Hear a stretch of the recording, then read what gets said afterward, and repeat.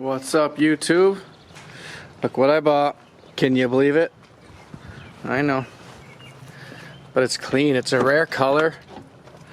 The inside's not horrible. I mean, this seat needs a good cleaning. But it was an old man that owned it, and he's owned it for years. So that's kind of what turned me onto it. Locked. These Jeeps, I swear. This mother switch is bad in it, I believe. Whatever, we're not gonna deal with it. Yeah, the mother switch goes out in these, and then all four windows won't work. You got the back door.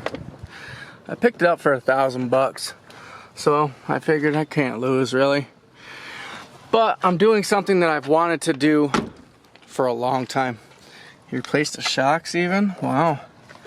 These back hatches, like I said, these things go bad and you gotta actually push in on the door to get it open. Those are good.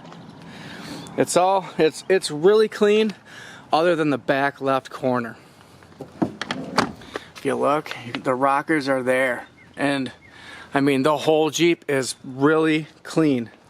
It's got good tires on it. It runs and drives probably better than most Jeeps I've had. Like, it doesn't rattle. It's quiet going down the road. It feels good. So that's why I bought it when I saw it. I was really kind of turned off when I got there and saw this. You know, it is what it is. You know, we're in Michigan, but that's hard to sell. So what I'm going to do is I'm going to get rid of it, and I'm going to spray rust inhibitor on it, and I'm also gonna spray oil in there. That's an old trick that an old man taught me, and literally, guys, none of his vehicles ever rusted. Once a year he would pull it in, put it up, and he'd get underneath it with a Wagner paint sprayer, put oil in that, all his used oil, and he'd spray a couple canisters of oil just on everything underneath the truck.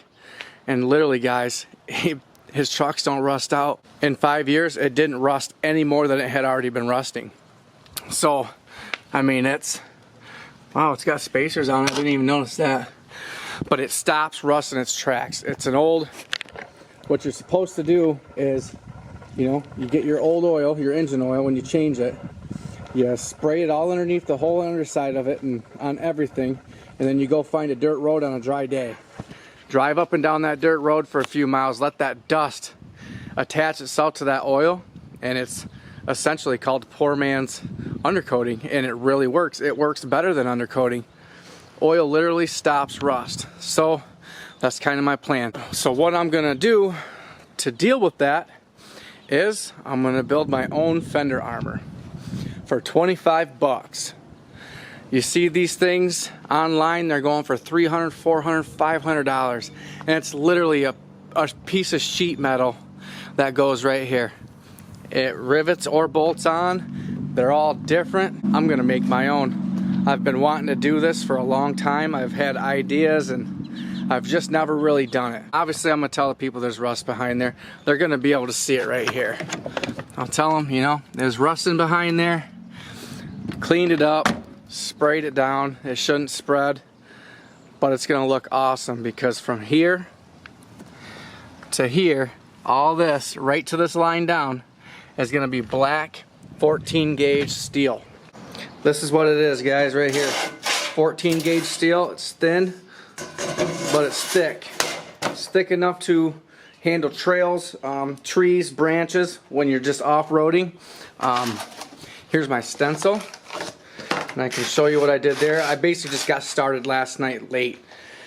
I got home, I just wanted to see if it was actually gonna work. I went to my local steel shop. I actually had them cut me 2 1-foot by 3-foot pieces and 2 1-foot by 4-foot pieces. So I think it'll work. I'm only gonna have to take a little bit off one end.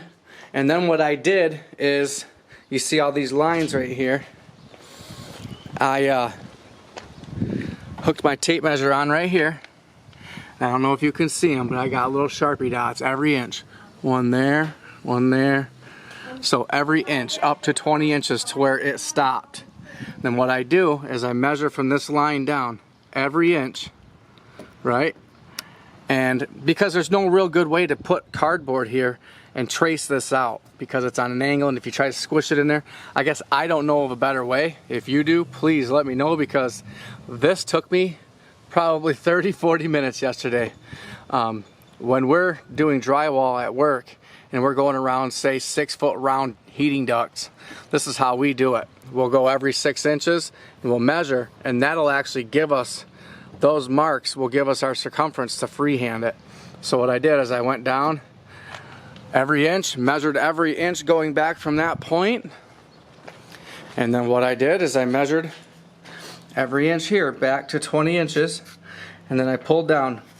That's measurement 1, 2, and then to make sure, even if I was wrong, I left a little. When I cut it, I just left a little, and then if I needed to, I could shave it, you know, work my way up versus cutting it and then it being too short. So, but that's all it is. I made a dot, I made a dot, I made a dot, and then I just freehanded those dots, and it fits in there pretty good. I cut it out. Right now I am working on around the gas cap. So basically this one stencil will work for both sides, and I'll just have to, you know, I'll cut the gas cap out on one side and the other side I won't, you know. And then on the front, I'm just going to come from right here, and it's going to follow this line to right here, and it's going to be black 14 gauge steel. It's going to be black there and black there. So that's what we're doing. We're going to make some fender armor for a Jeep. Where's the keys? Thing sounds good. AC doesn't blow cold, but what Jeep has AC? You know? The inside looks great. It's been well taken care of. It's been more taken care of than most. That rust on the back is, it's just one of them things. Got an engine light for an 02 sensor. I checked that. Trunk ajar. But, I mean, it was taken care of. So, I think it's worth $1,000. No matter what, I can get $1,500 for it, you know? So, I'm not losing. So, I want to try to get these things made up tonight. And then I gotta brake clean them. I'm gonna paint them a satin black. Basically, same color as the rims on my van. That satin color. I've been working out at her dad's property and driving through a field with this van, and I hate doing it. That's mud. But, yeah, look. It's gonna be that color. Right there. So, I think it's gonna look great. Alright guys, I think I got it as close as I'm gonna get it. So, basically I marked my stencil. You know, I laid it on there, just traced it out. Obviously, you know, your stencil is on the inside, so you want to cut the line off close as possible. I've got this real thick iron that I'm just going to set there and there. We're going to Irwin clamp it down to the table. You know, boom, boom. And I'm just going to cut this. Try to get the straightest cuts as possible. That's going to be straight. This is just going to be freehand. This is underneath the fender flare here, so that doesn't matter. This butts up to the bumper, and obviously I'm leaving my factory edge for the top. We want that to be as straight as possible. I'm hoping this method works. We'll see. I'm going to get to cutting it out and see what happens.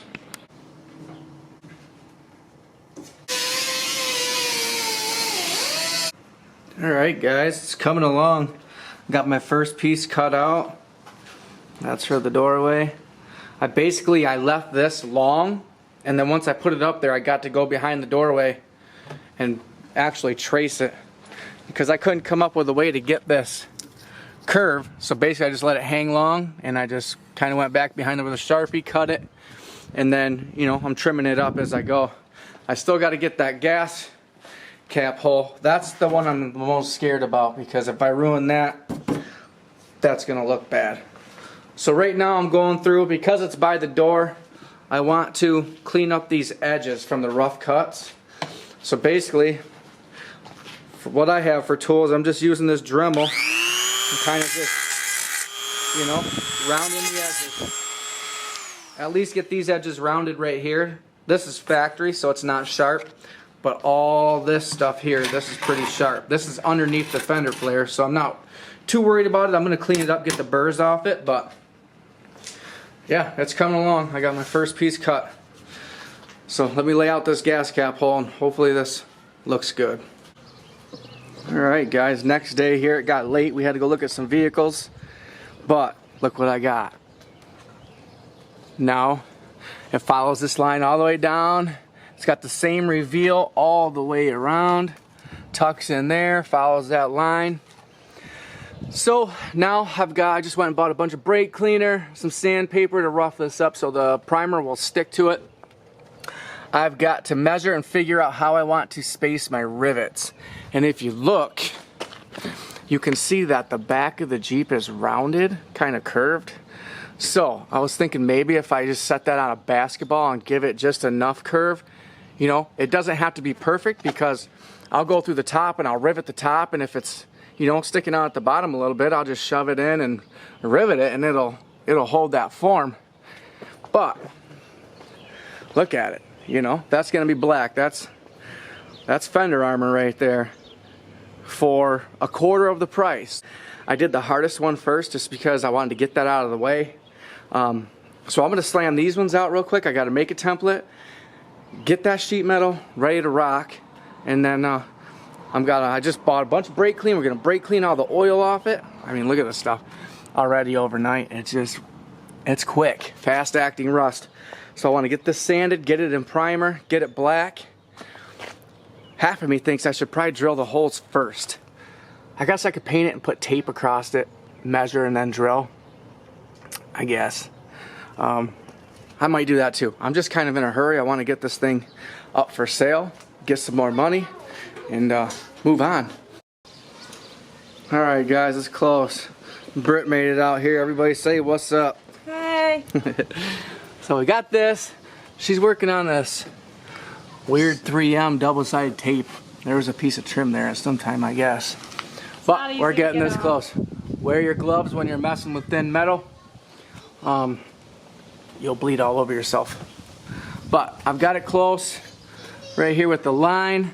Look at this black line with my measurements. Can you see it? How close it really is. You know, it follows it right around, so it's nice. So I cut it a 1/4 inch inside that, you know, so that if I do mess up, it's still long. I can trim it back a couple times slowly. I'm getting it close, so now I'm going to transfer this over to metal. Actually, I'm going to run around here with a Sharpie and just trace this line and keep an even 1/4 inch or so all the way around, so I know that I'll tuck behind there and not tuck too far. Quick tip. Because I don't have stamping equipment or even jigsaws and saws that'll cut this metal, to get this radius, what I was doing is I cut my straights there and there, one over here, cut my straight while my blade was still big, and then once it's getting to the bottom of its use, you know, it's getting small, that's when you can run it, just go back and forth in this groove with it, and you just keep making passes back and forth, and it'll eventually get through. But you can get this curve with a blade, with an angle grinder. That's what I'm doing. You know, it's the only equipment I have. You know, just try to make it work with what I got. So I just kept going back and forth. You can get them round, sharp angles. You know, now this blade's shot. I'll put a new blade on, and then I will be able to cut this long line here with the big blade. I'll be able to finish that out with the big blade. I gotta trim this corner piece off here, and then, you know, it'll be rough cut. So, you know, it'll work out. But yes, if you're trying to cut round and you're not used to it or you're not familiar with it, cut your straights first, let your blade get small. You can start cutting round radiuses. You can't just buzz through and just, you know, blast through it. But if you just keep making pass after pass, the groove will get deeper and deeper and deeper until it goes through. Alright, we took a break from the fender armor. Britt found this on Craigslist actually. They were asking $1,000. I got there and talked them down to $725. 04 Honda Pilot with 190K on it. Tires are fairly decent. It's got a little bit of rust here and there. It's not bad. It's a Michigan car, so we just get used to it, but it doesn't look horrible. I did not see, can you see those in the video? It's got some dings in the hood. Didn't see those. That's how I knocked them down when I got there. He took care of the rust. I mean, I didn't see it in the pictures, so when I rushed out to go get it, I'm like, I get there, I'm like, ugh, instantly, wind out of my sails. But I figured, you know what, I'm here. It is an 04. It's worth money. I'll offer him $700. If he takes it, I'll buy it. If not, he wanted 8. Britt said, how about $725? He said he'd take her offer. Probably because she's cute. I just need to let her make offers from now on. It's got a freaking 3rd row seat. Like, how does this thing have a 3rd row seat? Look at all the room. Oh, yeah. Look at that. It's not a bad vehicle. It smells good inside. It's clean. I mean, look at it. It was a woman's car. You see that window? The motor works, but I have to get in there and put it back on track. Yeah, he did some weird, oh, and then the door. Look at the, all right, when you're taking pictures of it, do you see a wrinkle in that door? Me either. I almost didn't buy it. It's like, dude, that's just too much, you know what I mean? Like, I can live with this ding in the fender, but the door, really? And I guess thinking about it while I was test driving it, I'm like, do I really want this thing? It looks like, to me, it looks like crap up close. But, a door is $50 at LKQ. These Honda Pilots are everywhere. So if I buy a $50 door, I do find a $40, $50 hood, I get that window back on track, that's $20 at a junkyard. I got to go on YouTube and figure out how to even do it, but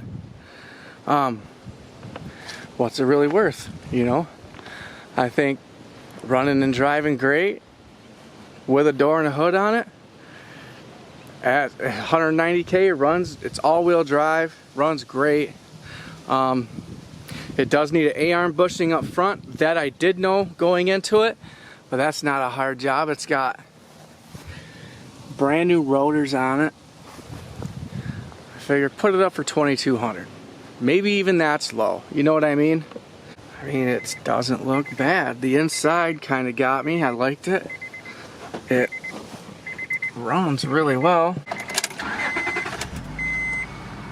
Sounds good, runs good. So we just went, bought this. Yeah, I mean, it's a nice little car, I think. They cleaned it out nice. It's not like we have to really go through the inside. Headliner looks good. It's got 197 on it. Oh, 197, 285. It's under 200K. No engine lights. It's got that airbag light for some reason, but I mean, it's a Honda, guys. It's an all-wheel drive Honda. So it looks great from 10 feet out, doesn't it? Man, that's why I rushed. She's like, I found this. The guy said that there's other people messaging. I said, tell them we're coming right now. Don't even make an offer. So we got there, obviously we're the first people to look at it. We got it within 5 minutes of being posted. So I know someone else would have bought this today for $1,000, and it could probably still sell it for $1,500 the way it is.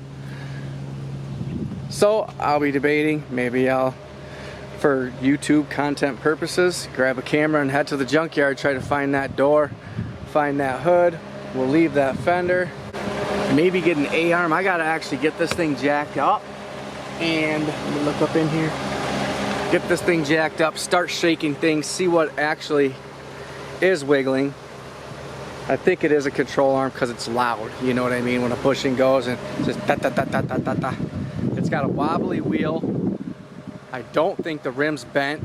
I think the belt's bad, and the tire, or maybe it's just that.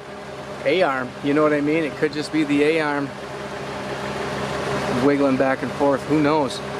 But yeah, I don't know if the camera's picking all that up. He tried, I don't know, it needs a good buff, because whatever he did, I don't like it. It needs a door.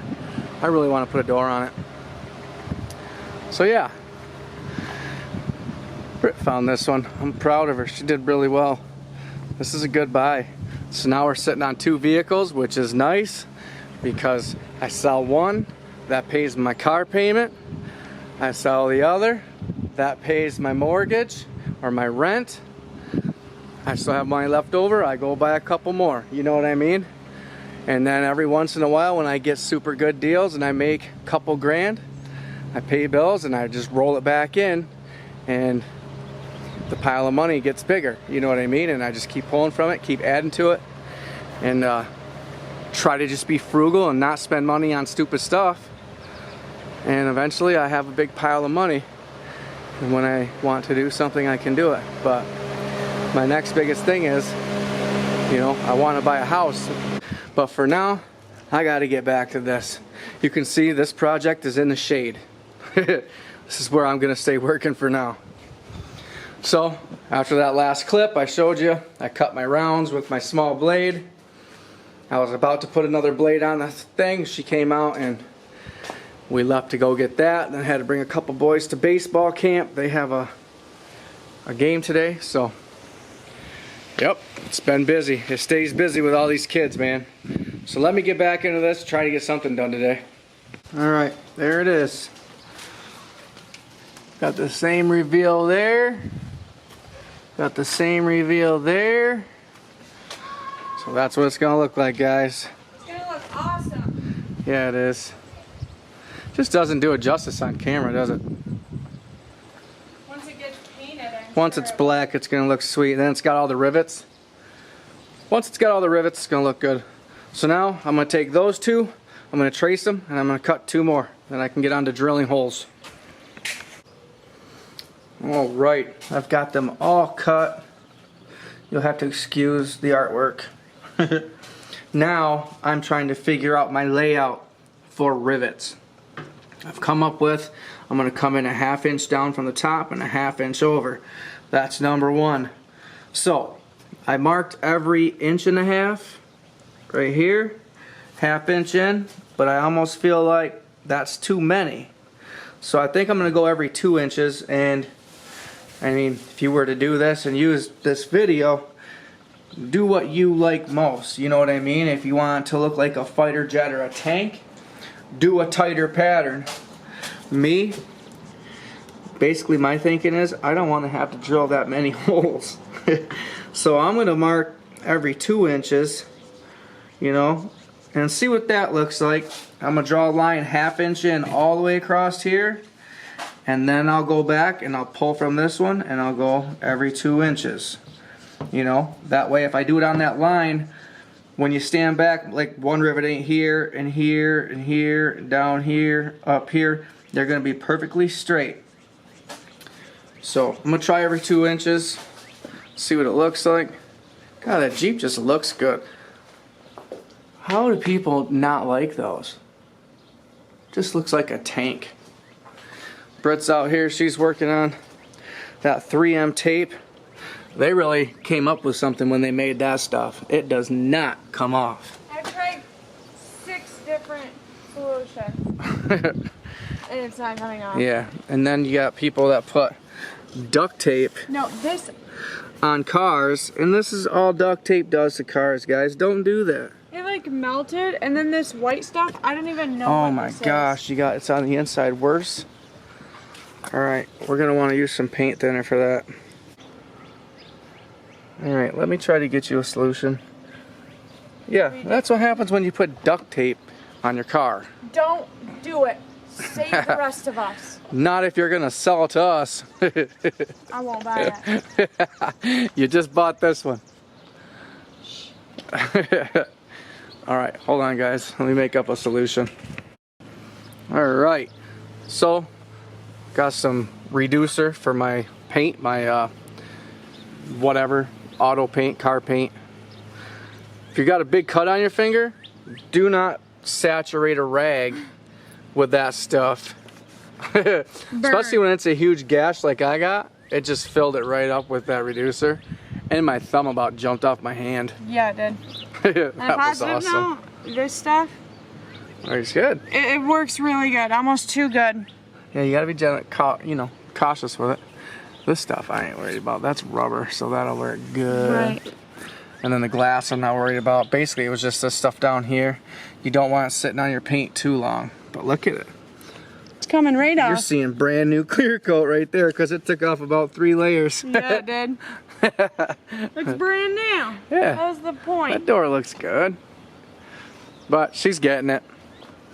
Looks good. I do. Now that the sun's down, I should jack this thing up and play with that front end, figure out what exactly is moving. Because whatever it is, it's moving bad. And it's loud, it's clunky. Your wheel was going to fly off on the way home. Yeah, at 60, it was violent. But then I was like, screw it, I'm not going 40. I shot it up to 80 and it stopped. It did stop. It was, it's still wobbling, but it wasn't wobbling as much. Like, screw it. If it's wobbling really bad, just go faster and it won't wobble as much. Don't slow down. It's just like driving over whoops in a cornfield. At 10 miles an hour, it's violent. At 90, you don't even feel it. It's awesome. Yep. So we're getting there, guys.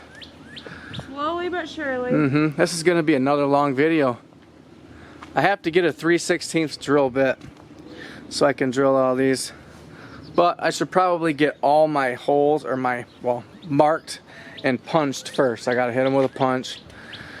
I should probably buy like 3 drill bits because dang well it's going to get dull before I drill 60 holes. It's going to be at least 50. I don't know what it's going to be. It's going to be at least 50. 25 per 50, 100 holes with 1 drill bit. No bueno. And then we can start freaking painting. God, I can't wait to see this thing painted with nice rivets. I tried finding rivets with a bigger head so they were more noticeable, but these are what I found. Figure they'll look alright. That's a pretty decent sized head, We'll see. And rivets work better because they don't strip out the hole. If I ran inserts in there, I'd be spending a lot of money. If I just ran screws into it, it would eventually strip out the holes. Rivets, if you ever need to take it off, you just drill the rivet out real fast. They're quick. They come right out, pop it out, put the panel back on, put the rivets back in. You know what I mean with new rivets. I think it's the quickest way. Alright guys, I've got the fronts done. I went a 1/2 inch in all the way around, and then I went with 2-inch spacing. And wherever I didn't have, like my remainder was like 1 3/4 inches, just went with it 1/2 inch and then down. And then it was a little bit above. I wasn't going to put a bigger gap because you would notice that more than just put it there and then stick the 2-inch over, 1 punch there, and then I'm sure my fender comes in here because it goes underneath that flare. So yeah, that's what they're going to look like. I got it all punched. I still have to go get a drill bit, but it's getting kind of late here. So, but yeah, fronts are done, punched, ready to drill out. It's gonna look cool. Where'd you go? You can see it's gotten dark. I got a flashlight. We're out here working, trying to get this done. Jeez, my garage is a mess. I get working on all these projects and then it just trashes my garage. So tomorrow I think we're cleaning it once I get all these holes drilled. What's up, guys? Alright, it's another day here. It got late last night. I was drilling holes forever. But 1 drill bit. I can't believe it. I don't know how. But it's the same drill bit's gonna drill the last panel too. I got 1 more panel. It was about 11:30, 12 last night. I finally just gave up. But the agenda for today. Look at this frickin' garage. I don't know about you, but I start hyperventilating when my garage, like any space like this. So what's got to happen is I'm going to finish drilling this last panel. I'm going to prep them to paint, sand them, degrease them, get them hung up from the ceiling by some wires, and I'm going to prime them. And in between coats while they're drying, I'm going to clean this garage, and hopefully by the end of this video they're painted and the garage looks good. Bear with me. This is what happens when you just do project after project after project, back to back to back, and you don't really, put everything away or clean it up, and you got kids out here digging out fishing poles because they want to go fishing. It just all adds up, builds up. Picked that up for $100. Not running, got it running, and I say it's worth about $2 minimum. They're going for $300. Figure I make $100. You know what I mean? Always flipping something. But yeah, we can't be filming in the garage like this, so stay tuned. Let's get this drilled out. Next step will be to deburr the back of these drilled out holes. Basically, that's just as simple as taking your angle grinder,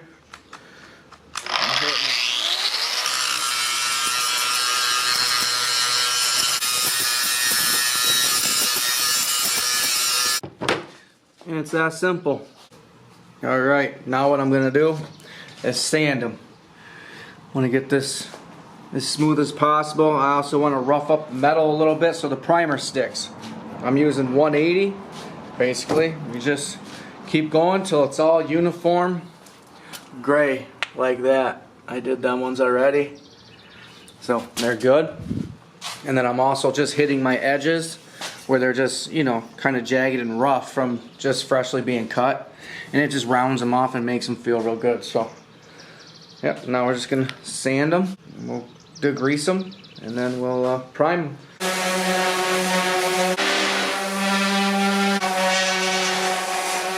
And there we go, guys. Got them all sanded. I got some wire. It's called tie wire. It's basically for like wiring with concrete forms and scaffolds, stuff like that. Got rolls of it. But I just hung the shovel. Just hang 2 leads from the ceiling. I hung the shovel and then I'm hanging the stuff from that. This is all about, using what you got.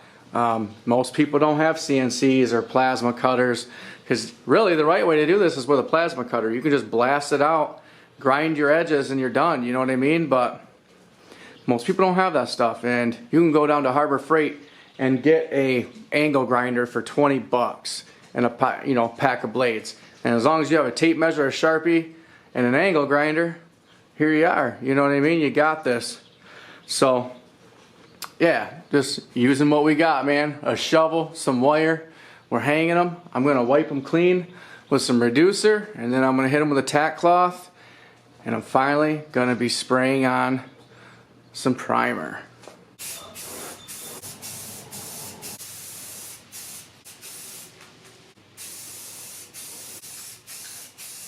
Boom. First coat on. I'm going to let it dry, try to clean this garage up a little bit and not kick up dust. I mean, I'm not too worried. This isn't like I'm painting a Hellcat or a Lamborghini or a Miata or a GTR. I'm just painting these. They're gonna get banged up, scraped up. So if there's a piece of trash in it, it doesn't matter. But stay tuned. Alright, primer coat's about dry. That's my second coat. It's drying pretty good. Just waiting. I want to get these things painted black so bad. And obviously these grinder marks are going to show through, but that's the back side. That's why I made sure I ground those and drilled through the front. So yeah, looking pretty good. Garage is getting there. Jesus, I got a lot of stuff. I got to start selling some stuff. I got tailpipes coming out of my ears. One there, 5 up there, 1 out there. But I grab every 5-inch tailpipe I can find, just because I like putting them on Chevy trucks. But yeah, look at it. It's getting there. I can't live without organization. It drives me crazy. I want to sweep this so bad, but I don't want to mix up a bunch of dust. And we've got all them like dandelion fuzzy things. As soon as I start sweeping, the whole garage fills up with them. So I'm not even going to do it. I'm gonna start spraying the black on real quick, and I'll show you what they look like. And there we go. They're finally black. So I just sprayed the first coat. It takes about almost a whole can to spray the first coat.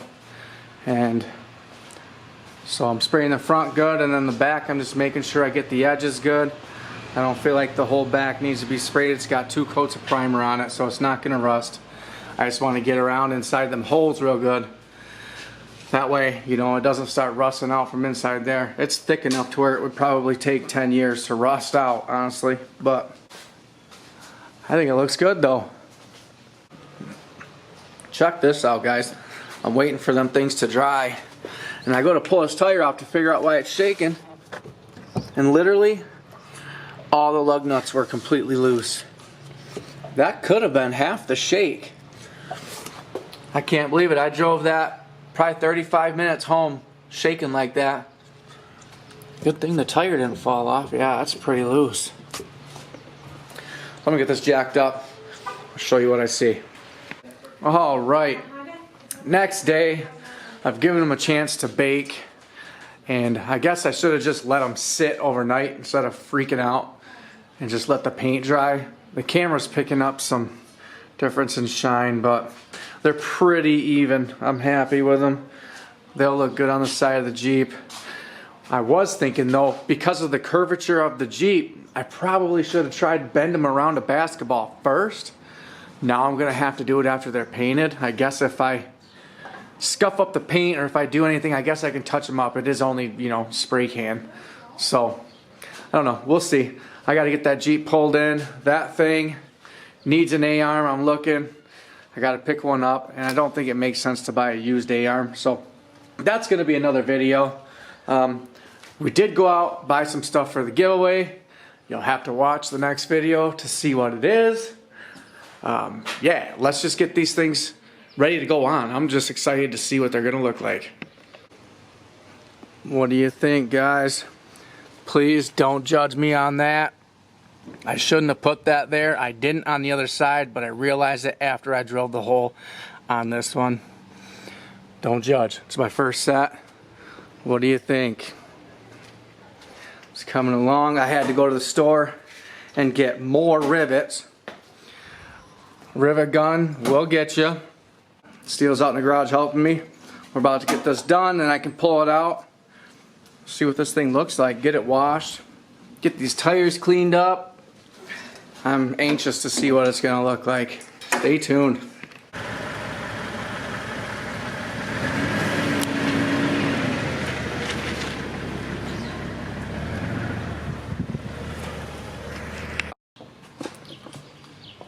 All right, guys, got it washed up.